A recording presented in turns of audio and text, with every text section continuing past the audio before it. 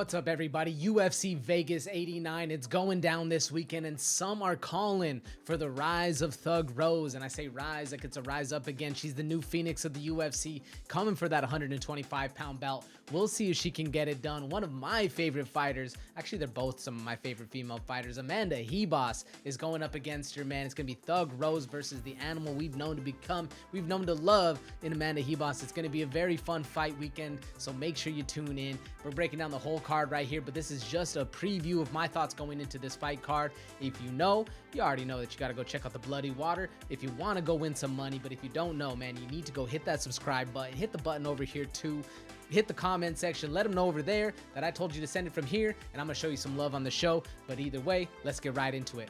All right, first fight up, like I said, Amanda Ribas versus Thug Rose Namajunas, man. This one's going to be a very, very fun fight. Both fighters very well-rounded, very capable of being the star of this fight, right? Both of them can have their moments. Both of them can be able to get things done in there, and arguably Thug Rose has the opportunity to have the bigger moments right here. But don't forget, man, Amanda Ribas is going to put the pressure on her, going to keep that thing going, going to literally try to make Thug Rose as uncomfortable in the fight as humanly possible. The big question I have going into this one for you folks, I mean, we've seen how Thug Rose handles stress and strife. After coming 2 losses, will she be mentally strong enough in this fight to be able to get back to where she needs to be and hunt down that belt? Or will Amanda Ribas just, put what we've seen Amanda Ribas doing, just be scrappy, be in there, be the dog? Which fighter is more physically and mentally equipped and ready to be in this fight? I don't know. We're going to find out, but let me know what you think down below. And a very fun fight, man. A very fun fight in the heavyweight class right here.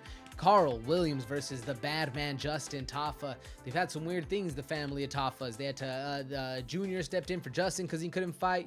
Now Junior can't fight because of what happened in that last fight. So now Big Brother's got to come in here and step up and show him how the Tafa family gets it done. Question though, man, Carl Williams, he's very dangerous, but the thing is, we know he's going to be trying to put the pressure on you.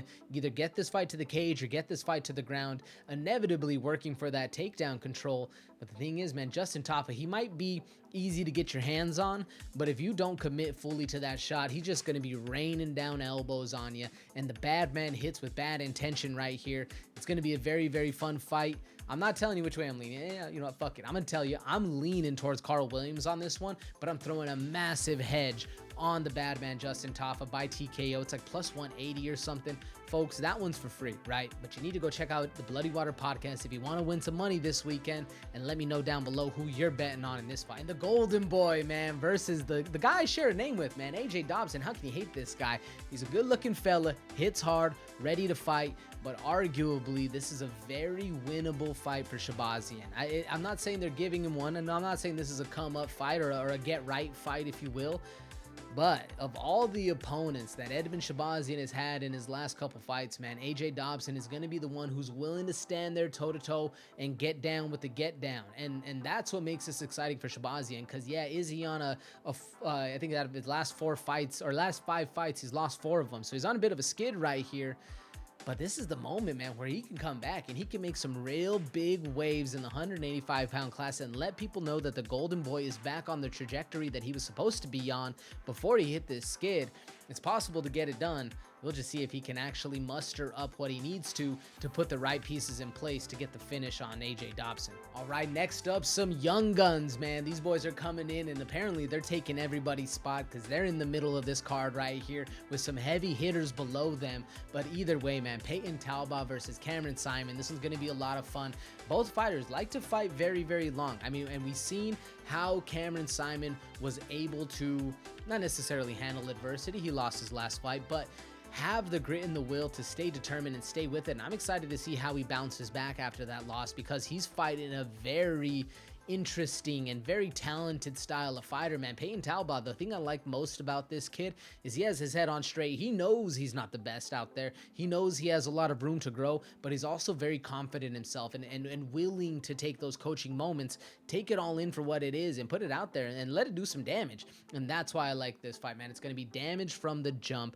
Both of these kids are going to be very hungry, looking to make a moment, and especially for Simon, looking to get back to where he was, man. There's nothing more dangerous than a man who's hurt, who's a little jaded, who's looking to do some damage in there, especially at your expense. He's looking to take that O right from you, show you a little bit of what he did, or how it happened to him.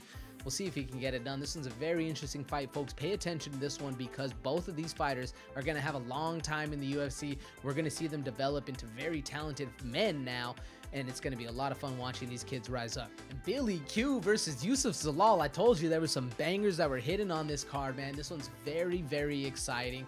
We've seen Billy Q get it done in a multitude of ways. Yeah, he took a fat knee to the chin by Edson Barbosa and took a little nap for it, but we also saw him bounce right back, man, and get back to what we thought Billy Q was headed towards, if you will. I mean, I don't necessarily see gold in Billy Q's future, but I do see a lot of paychecks and I do see a lot of fun happening, and this is one of those fights that's going to put that moment on the map. Yusuf Zalal is an absolute gangster in there. I mean, the Moroccan murderer, the Moroccan devil, there we go, that's the right nickname, but it's because it's true, man. This dude is a very, very talented fighter.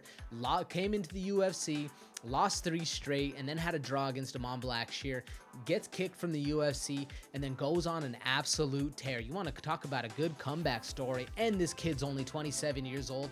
Yusuf Zalal is very, very dangerous. It makes everybody worried if you're a Billy Q bettor right here. He is the favorite, but Yusuf Zalal is a live dog in this fight, folks. Do not miss this one. And opening us up, man, Luis Pajuelo versus Fernando Padilla. This one, folks, is going to be a lot of fun. We see Fernando Padilla. He didn't make the UFC Vegas, the Mexico card, right? The Mexico City card, excuse me. He lost his last fight, but now he gets thrown into the Apex against what some people would consider a gimme fighter, right? Like everybody thinks Padilla's looking to get one back, get back in that winning streak and get right, if you will.